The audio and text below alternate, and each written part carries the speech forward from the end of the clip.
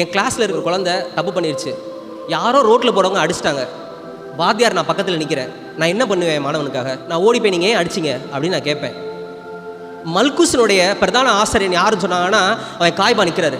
ஒருவேளை பேதுரு வெட்டின காது ஒட்டப்படவே இல்லை, அப்படியே திரும்பி போயிருந்தா அன்றைக்கி 3 சிலுவை இல்லை 4 சிலுவை. ஆனால் பேதுரு மேலே தேவன் அவ்வளோ இறக்கமாக இருந்தார். உங்கள் உணர்வெல்லாம் எனக்கு புரியுது, நீ நின்ற ஆனால் தப்பான ஆயுதோடு நின்ற.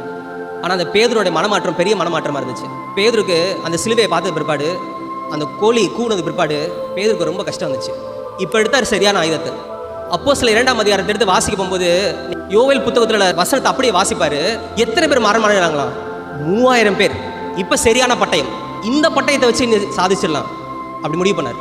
ஒருவேளை இன்றைக்கி நம்ம எல்லாரும் சுய ரீதியாக மனுஷ ரீதியாக நம்ம எதாவது செய்துட்டு இருக்கோம்னு சொன்னால், ஆண்டவர் நம்மளுக்கு சொல்கிற கடைசி படம், எப்பா அது வேண்டாம்ப்பா, அது கிடையாது, இந்த பைபிளில் இருக்கிற வார்த்தை இருக்குல்லப்பா, அது நல்லா ஆழமாக படி, உன்னை மாற்றும் கண்டிப்பாக. அது